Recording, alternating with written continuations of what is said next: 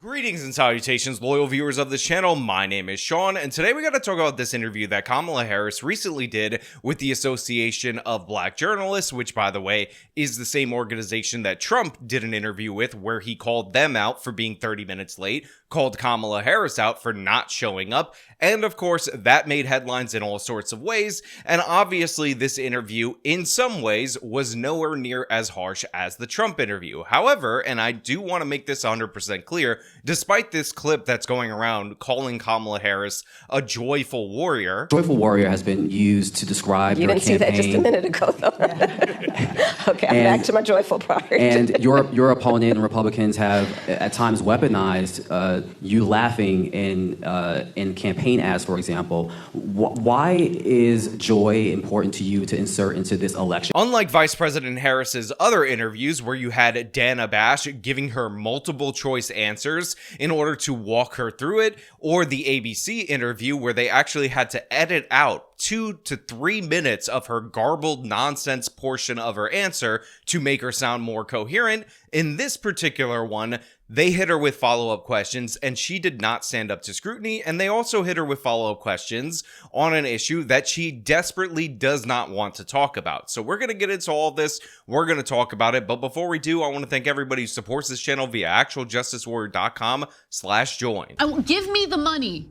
Give me the money. Okay? A question that has been asked of you and everybody that's on the Democratic side is whether or not voters are better off now than they were 4 years ago. So right off the top, Kamala Harris gets hit with a question that she should be ready to answer at this point in time. She's done 3 interviews and a debate, and this was basically the first question in all 3 of those circumstances, and she still completely flops, falls on her face, starts talking nonsense, and that, of course, is the question of, are you better off than you were 4 years ago, or a better rephrasing of this question, which is, are you better off under the Biden-Harris administration, or were you better off under the Trump years? And obviously, when you look at inflation, interest rates, all these different various categories, the price of groceries, the price of gasoline, all of that, the answer is under the evil Orange Man's administration. But Kamala Harris is going to answer, and unfortunately, the follow-ups get good later, but they're not very good here. 4 years ago, when we came in during the worst unemployment since the Great Depression. We came in during the worst public health epidemic in centuries. We came in after the worst attack on our democracy since the Civil War. And a lot of it due in large part to the mismanagement by the former president as it relates to COVID and obviously January 6th. And we had then a lot of work to do to clean up a mess. As of today, we have created over 16 million new jobs, over 800,000 new manufacturing jobs. We have the lowest black unemployment rate in generations. We have invested in small businesses, and they're to the benefit of many people, but including black small businesses, some of the highest rate of creation of new black small businesses in years. So let's be clear about this. The economy under President Trump was roaring. You had low inflation, low unemployment, wage growth for the middle class, and all these different various indicators that showed us that things were actually going pretty well. Then the pandemic hits, the policy becomes shutdowns, President Trump tries to open up the economy, but a bunch of governors, specifically Democratic governors, decided that it was more intelligent for them politically to lock down the economy up until Election Day to maximize the suffering in order to make sure Biden had the best chance of winning the presidency. And yes, I am attaching this cynical motivation to it because it is much deserved, but everybody understood it to a certain extent that when the economy opened up, some people, or the large majority of people who lost their jobs, would end up going back to work. So Vice President Kamala Harris is taking credit for the jobs that were going to come back. And in fact, we're actually delayed in coming back under the Biden administration because he tried to cram down and did cram down another one of these giant spending bills, despite the fact that we are already through the end of the pandemic. So yeah, you got some of those jobs back, or a huge portion of those jobs back after the end of the pandemic, but that was due to the fact that those jobs were always going to come back. And in fact, when you look at new jobs that weren't lost and came back during the pandemic, what you see is an absolutely terrible record. And I know people will cite these monthly jobs reports as proof positive that everything is all good under the Biden administration, even though everyday people understand that it isn't. But the fact of the matter is, there is a reason why months later they're revising them down. And one of the most recent revisions actually removed over 800,000 jobs that they previously reported were created under the Biden administration,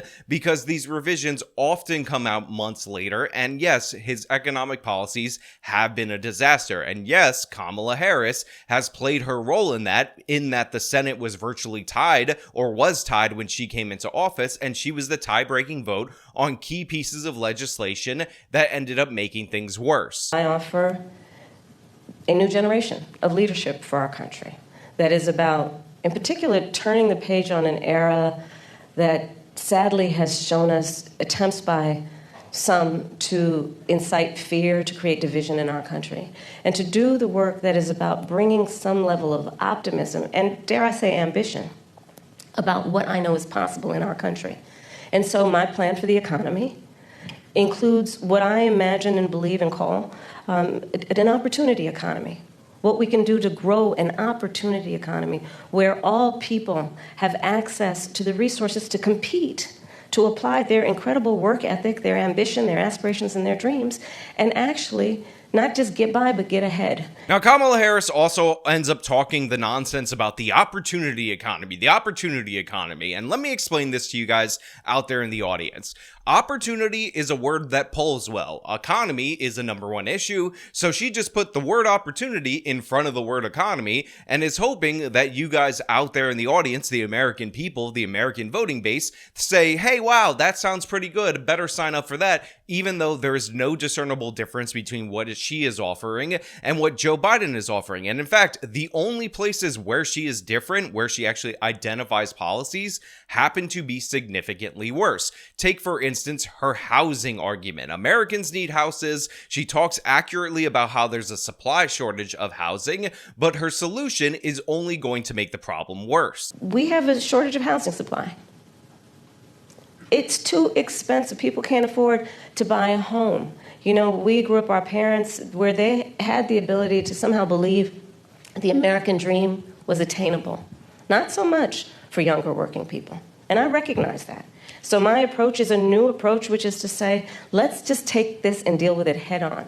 And part of my approach is to say, I'm going to employ and engage the private sector, in particular home builders with tax credits, to give them the incentive to create new housing, 3 million by the end of my first term. Listen, I said this before and I will say it again. Kamala Harris is a California Democrat. Kamala Harris is a San Francisco Democrat. These people have no track record ever in the history of ever of reducing the price of housing. And just think about the stupid thing that is coming out of her face before you decide to sign up for this. She says, hey, we're going to build 3 million houses. How are we going to do that? We're going to partner with the private sector in order to build these houses. This is the exact same thing that they do in California over and over and over again. And as I've shown you over and over again on this channel, housing permits end up going down despite all of these crazy government programs, because the fact of the matter is, when the price of housing is up, builders don't need an incentive to build. But when you have an overregulated housing market that is disincentivizing building,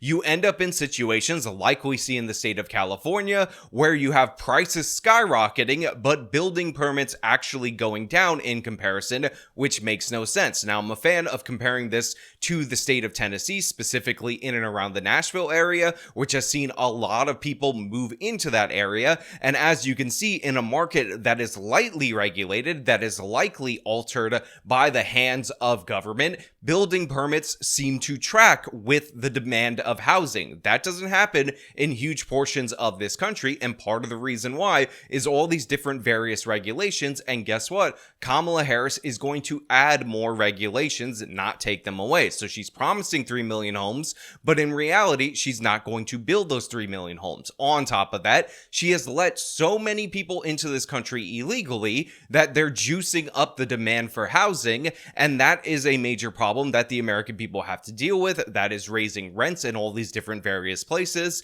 So I don't trust this woman at all whatsoever to do anything except for stimulate demand. And her number one policy, the one thing that she might actually get passed, is this stupid $25,000 tax credit or down payment assistance credit. And understanding that not everybody is, handed a silver spoon, but works hard and is trying to save up for a down payment. Part of my plan under my opportunity economy is to give first-time home buyers a $25,000 down payment assistance so they can just get their foot in the door to be able to then engage in what will prove to be their opportunity to build intergenerational wealth. And here's my personal experience coming at that. I grew up a middle-class kid. My mother was hardworking. She raised me and my sister Maya. She saved up, and it was only by the time I was a teenager that she could afford to actually buy her first home. And I know, and I identify with, I know where I come from. Madam Vice President. And I know, but I'm just going to finish. I know that so many people work so hard and should have the opportunity to just get their foot in the door. Again, so it's not just about getting by, but getting ahead. And this is how you know 100% that Kamala Harris is not serious when it comes to housing policy. The idea that you would juice demand when we have a supply shortage is insane in every possible way. Now, I know a bunch of people have been saying this is likely to raise the price of housing by $25,000, but the fact of the matter is, it's actually likely to raise the price of housing by a minimum of $25,000, but actually a lot more, because this will push more people into the buyer's market who would normally be renting. So this could have devastating effects on the price of housing, and this is likely the one thing, if she got a Democratic Congress and a Democratic Senate, that she would be able to get passed, because make no mistake about it, she is not building those 3 million homes. It is not happening under her administration. We have seen this time and time again in California. She is essentially taking a California housing policy and trying to make it nationwide, and guess what? The houses never get built, but the down payment assistance for damn sure drives up the price of housing, because this is how these policies always work. Madam Vice President, I want to switch gears a little bit and talk about the war in Gaza. Mm-hmm. You've called for a ceasefire hostage deal and a two-state solution as an end to the war for many months now. And while you've expressed support for Israel to defend itself, a two-state solution and a ceasefire are at odds with what Benjamin Netanyahu has said is their right to defense. If it matters, as you say, how Israel defends itself, where do you see the line between aggression and defense and our power as Israel's ally to do something? Okay, a lot to unpack in what you just said. So let's start with this. So right here, I got to give credit to this specific reporter for asking this question. And the reason why is because this is one of the questions that Kamala Harris definitely does not want to answer. In fact, I actually gave her credit for the answer that she gave in her CNN interview in response to the Israel-Gaza situation. And the reason why I gave her credit for that is because she avoided taking any kind of discernible position on that specific issue, which is exactly what she needs to do politically in order to thread the needle, in order to not piss off Muslims in Michigan, while at the same time not pissing off the Jewish donor base and all these different people that are supportive of Israel. So Kamala Harris is not ready not only for this question, but for the follow-ups. I absolutely believe that this war has to end, and it has to end as soon as possible. And the way that will be achieved is by getting a hostage deal and a ceasefire deal done. And we are working around the clock to achieve that end. Stepping back, October 7, 1,200 Israelis were slaughtered, and actually and some Americans, by the way, in that number, slaughtered. Young people who are attending a concert. So right there, you can see just by the start of this answer, the razor's edge that Kamala Harris has to walk on in order to not lose Michigan, but at the same time, not alienate people who are concerned and attached and supportive of the nation of Israel. So she says, listen, the war has to end. That is my number one goal, to end the war immediately. We need to sign the deal and all of that. And of course, October 7th, really bad. It's a very bad thing. However, However, when the reporter asks you specifically if you're going to take away weapons, take away funding from Israel, you can tell that this answer is not going to be good enough. You're dealing with one of these progressives who is of the belief that the attack on the Israelis, the attack on civilians, is justified because Israel colonialism, evil European supremacy, and innocent angel Muslims can never do anything wrong. And yes, so I have said Israel has a right to defend itself. We would.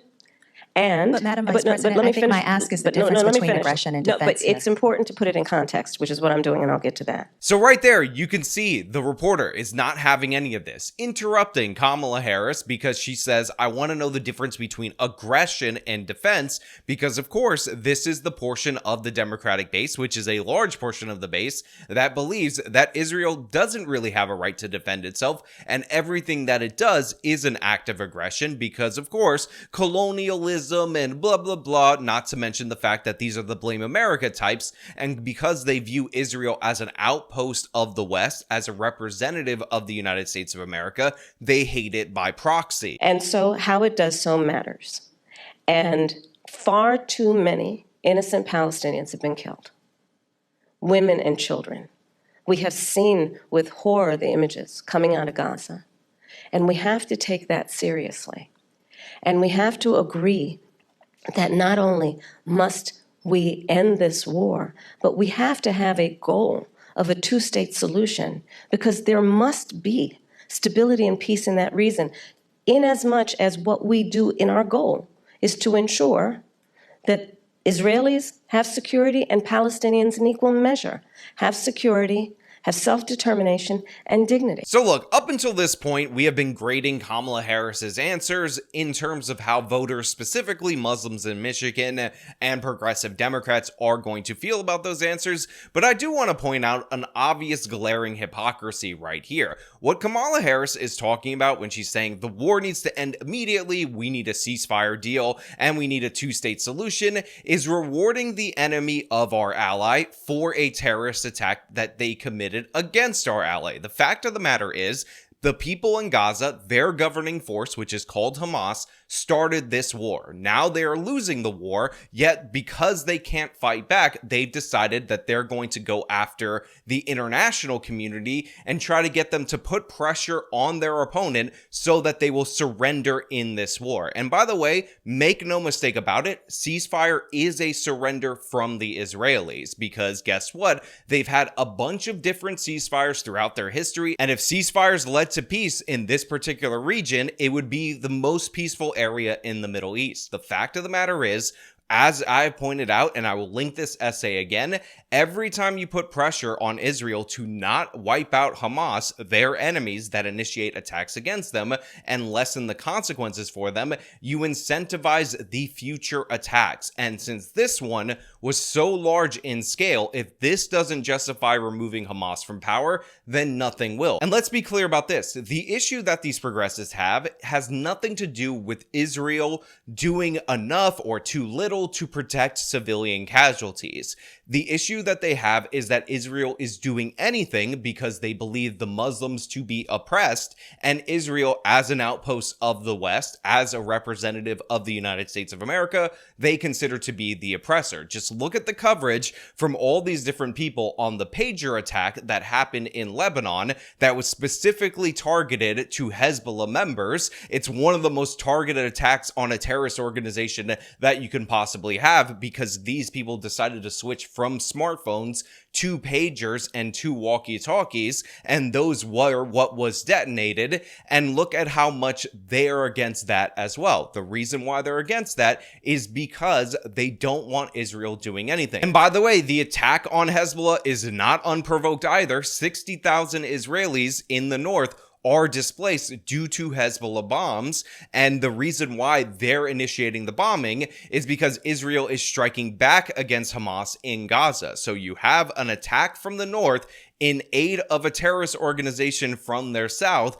Israel responds in a very precise, concise way, targeting these people specifically, and guess what? The progressive left is still against it. Because why? Muslim innocent Israel, because outposts of West, is evil. Question for you on that, though. What levers does the U.S. have to support Palestinians in their right to self-determination? And is it even possible as Israel's ally?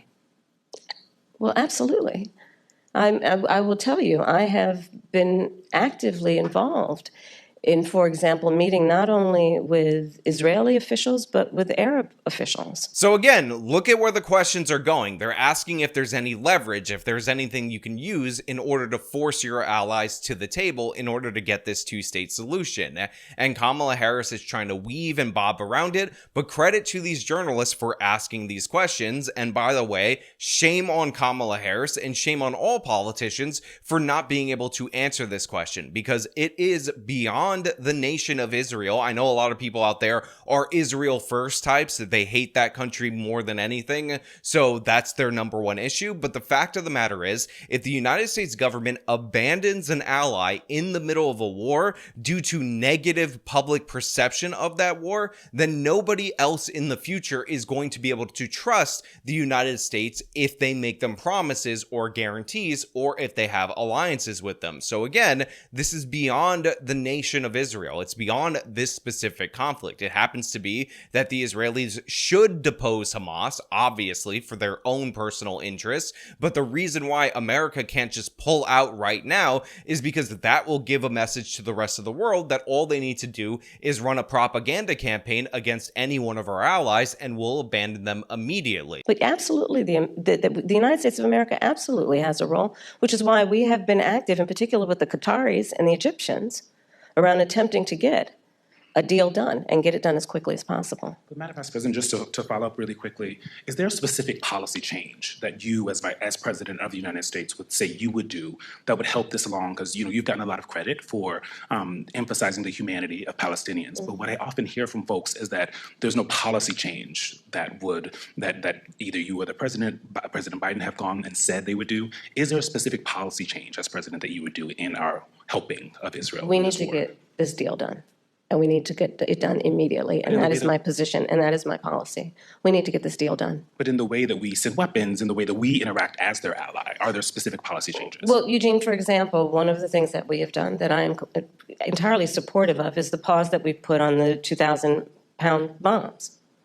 And so there is some leverage that we have had and used. So this guy right here follows up. And again, this is an inordinate amount of questions coming from a Black Journalists Association. But obviously these people come from a more progressive bent. And Kamala Harris says, oh, we did a pause on 2,000-pound bombs. And that's the thing that we did to send a message. And this guy is not having it. But what do you say to those that say that's not enough, that stopping the 2,000-pound bombs the one time wasn't enough, that this administration, your possible administration, has to do more? Well, we are doing the work of putting the pressure on all parties involved to get the deal done. But let me be very clear also. I support Israel's ability to defend itself. And I support the need for Palestinians to have dignity, self-determination, and security. That is such a sharp and concise follow-up question. He says, other than the pause, the one-time pause that the administration initiated, what else are you going to do? Again, these guys are like a dog with a bone. They do not like the nation of Israel. They're arguing for the progressive cause. And even though this is an absolutely crucial issue for Kamala Harris in winning Michigan, they don't have any fear to press her on this. And again, I got to give credit where credit is due, because the Democratic Party has an incoherent position on this issue, and it's good to poke and prod and hopefully create division within their coalition if you want the evil orange man to win. I want to switch gears to racial justice, Madam Vice President. Last month, you eulogized Congresswoman Sheila Jackson Lee. Jackson Lee's signature bill, one of a few, was H.R. 40, which would create a commission to study the history of U.S. slavery and study the issue of reparations. She introduced H.R. 40 every session of Congress, taking up the mantle from Congressman John Conyers. This is a bill that you have co-sponsored as a U.S. Senator. Yet, this has, despite the fact that this has been, similar commissions have been created on the state level and on the local level, is yet to pass in Congress, let alone come out of committee. Congresswoman Jackson Lee, Congresswoman Barbara Lee, and other advocates have called for President Biden to take executive action to create this commission. Would you, as president, take executive action to create this commission, or do you believe that it should happen in Congress? So right after the Gaza-Stani-Israel issue, we end up getting a question about reparations. And I have to say, I love the fact that this question was asked because there is almost nothing that is less popular to the general American population than the idea that you are going to rob white people of today to pay black people of today in order to redress the grievances of slavery. It's also important for me to point out that Kamala Harris descends from a slave owner on her Jamaican side of her family. Let's be clear about that. And it's also hilarious that Kamala Harris, in her answer, refuses to say the word reparations, despite the fact that when she was running for president before, she co-sponsored this dumbass reparations bill. On the issue of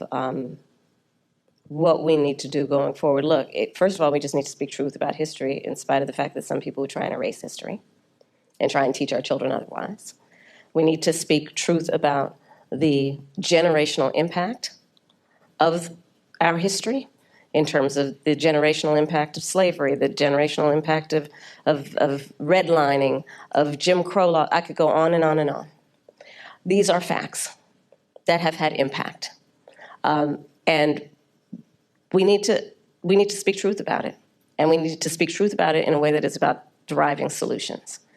And frankly, I think that we, and part of that is studying it to figure out exactly what we need to do. But part of what we can do right now is, for example, what I'm talking about in terms of building an opportunity economy. So after giving this roundabout dodge where she refuses to even repeat the word reparations because you already have the Trump campaign team ready to clip it and insert it into an ad, Kamala Harris goes through this whole thing and she's like, maybe we should study it. And honestly, please commit to studying it, because they've done that in San Francisco. They've done that in many places across the country. And spoiler alert, when you load up a reparations study committee with a bunch of black activists, what you end up getting is these people in a very self-serving way saying that they're entitled to millions upon millions of dollars. And in San Francisco, I believe it was 5 million, which, by the way, a lot of the black residents were outraged, or the other activists were outraged that it wasn't $7 million. And it also was supposed to guarantee around $100,000 in annual income after the one-time payment of $5 million.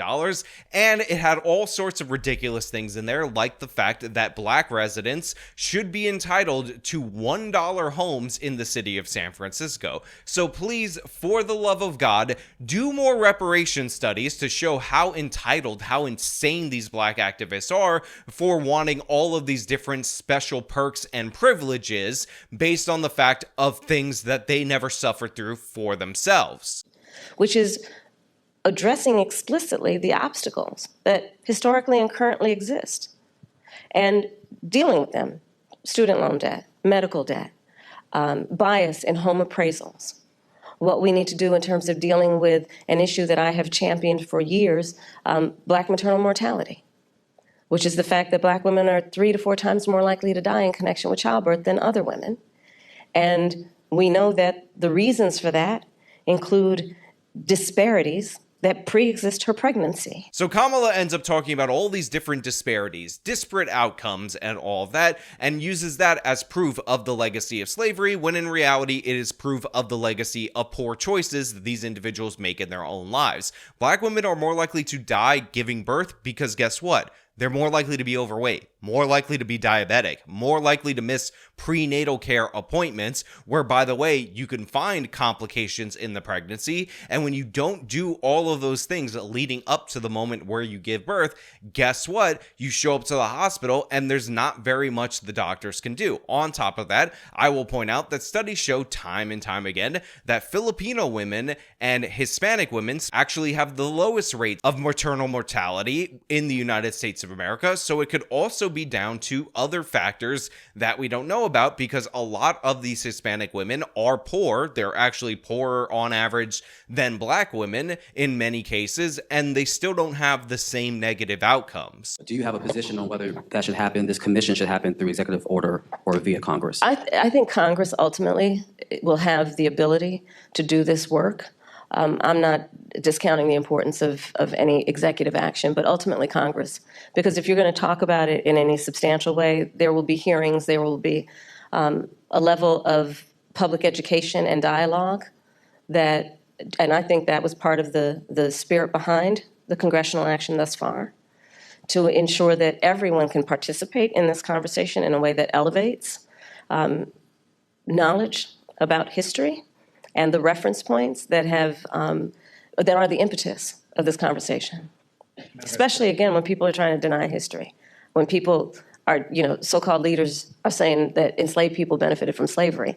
I mean, let's talk about the delta here in terms of the work that needs to be done. So we've already seen throughout the course of Kamala Harris's campaign, her hit on Democratic hoax after Democratic hoax after Democratic hoax, and this is no exception. So right now she's making the case that Ron DeSantis changed the history program in the state of Florida to say that black people benefited from slavery, when in reality, the line that she's referencing has to do with black people who learned skills while they were enslaved that then ended up using those skills to start businesses after they were freed. It's actually meant to be a look, black people endured and became successful post-slavery because they have the grit and determination to be successful in the United States of America. This is actually meant to be an uplifting thing for black Americans to look at in their history, and it's also rooted in truth. And again, don't take it from me, take it from Dr. William Allen, pictured here. You'll notice that he's an old black guy, he's a professor, he was the former chairman of the U.S. Commission on Civil Rights, and he wrote the damn curriculum. He says clearly he never once argued, and it doesn't say in the curriculum, that Africans benefited from slavery. That portion is to say that they proved resourceful and they had skills and aptitudes that they ended up using when they were freed. So yeah, Kamala, the liar, is taking a section meant to praise Africans for enduring slavery and uses it to say that, oh, they're actually saying that Africans were better off with slavery, which is not true. And by the way, Kamala Harris has praised similar courses when they're AP college courses taught in the left coast of the country, because spoiler alert, this is an erroneous, false, and obviously race-baiting attack, because that's all the Democrats really have when it comes down to it, identity politics. So yes, black people learned skills during slavery. Some of them started businesses post-slavery and were able to be successful. Those people are inspirational people in the United States of America, and they should be taught in history. That's what the DeSantis curriculum actually did, and of course, Kamala Harris ended up supporting this when it was a college-level course being taught in high schools in the state of California. She specifically praised this, despite the fact that it had very similar language in it, because, of course, you're always trying to uplift the blacks over there, but anytime the Republicans try to do it, anytime they try to emphasize black people enduring, no, that's evil white racism, and they must be in favor of slavery. Disingenuous, fraudulent, disgusting attack, but what else do you expect from Kamala Harris, who has nothing except her claimed racial identities and her sex to run on? You said that as president, you would want to codify Roe. If it came to your desk, you would sign a bill that did that. Roe protected access until fetal viability, which it also says is, quote, at about 7 months, but it may occur earlier, even at 24 weeks. So do you similarly support also codifying Roe's restrictions, which allowed states to ban abortion in the third trimester of pregnancy unless necessary to save the mother's life? We need to put the protections of Roe v. Wade back into law. And when that bill gets passed by Congress, I will proudly sign it into law. Understand what is happening in our country. Now, another question that I was actually very surprised to hear asked of Kamala Harris in this specific back and forth with the Black Journalists Association was about the upward limits of abortion and where she thinks the cutoff would be. And essentially, Kamala Harris refused to answer that question. So here's the crazy thing, and I understand I have a lot of pro-life people out there in my audience, but the facts are the facts. Abortion is a losing issue for the Republicans. The overwhelming majority of the American people believe in abortion up to some point. However, abortion a minute before the baby is born is a losing issue for the Democrats, because while most people are pro-choice, they are in and around the 12 to 24 weeks range for where they think that cutoff should be. But Kamala Harris has to appeal in her mind to this extreme base who thinks any limitation on abortion is the same as outright banning it, because they are more extreme than the pro-life side. So that's where I stand. We need to put back in place the protection of Roe v. Wade and put that into law. And those restrictions that are also in. We need to put back in place the protections of Roe v. Wade and let an individual, in consultation with her doctor, make the decision based on what she can determine, because she's smart enough to know what's in her best interest instead of having her government tell her what to do, especially a bunch of people in these state capitals who think they're in a better position to tell her what to do than she is to know what's in her best interest. Now, the reason I say that Kamala is actually appealing to people who are more extreme than the pro-life side is because the pro-life side, these people believe that abortion is murder. And if you believe that it's murder, it makes sense that you support an outright ban on murder. However, the abortion up until dilation crowd don't care at all that the baby can survive outside the womb. We hear all the time about viability and whatnot, and how it's a woman's body, it's a woman's choice, and all that. But if you can remove the baby from the woman's body and the baby can survive and the woman can survive,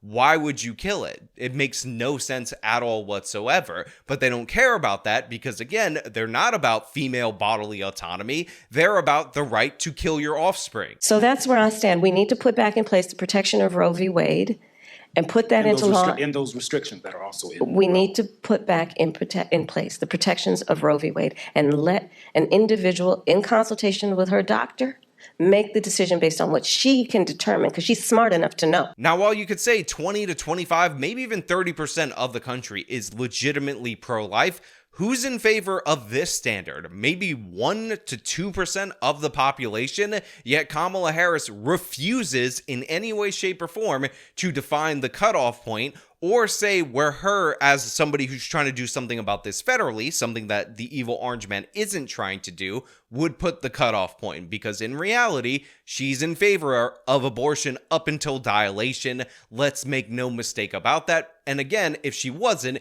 it would be so easy for her to say that she's with 90% of the population who thinks that that portion is too far. That stage of the pregnancy, you can't kill it at that point. Now, one of the things that I also want to take note of is this clip that is going viral, which is Kamala Harris basically jetting off the stage as fast as possible because she didn't like the fact that they pressed her on any of these issues throughout the course of the conversation, and she actually had to defend some of her positions and answer follow-up questions, which is something she hasn't done since she stole the nomination from Joe Biden. And now, of course, they also asked her what she's going to do about black men voting for her. She fumbled that answer as well. Black men, as you know, are a closely watched voting bloc. You've hosted black men at your residence. Yep. You have engaged black men and censored them in your economic opportunity tour. But polling shows that some black men, particularly young black men, are considering voting for Donald Trump, and they see him as better for the economy. What is your message to young black male voters who feel left out of this economy, and how can your economic policies materially change their lives? So I appreciate the spirit of the question, but I'll tell you, I've often been asked this question in a way that I've had to respond by first saying that I think it's very important to not operate from the assumption that black men are in anybody's pocket. Black men are like any other voting group. You got to earn their vote.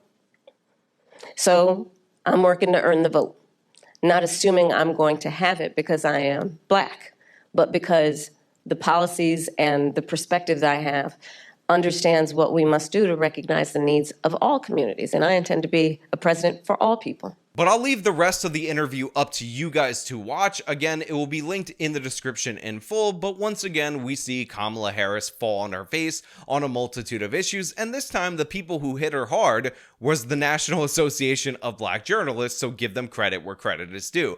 Anyway, those are just my thoughts. I want to know what you guys think down in the comments below. You like the video, show them by leaving a like, subscribe for more content, follow me on the social medias, support me via support links in the description of this video. This has been me talking about Kamala Harris falling flat on her face.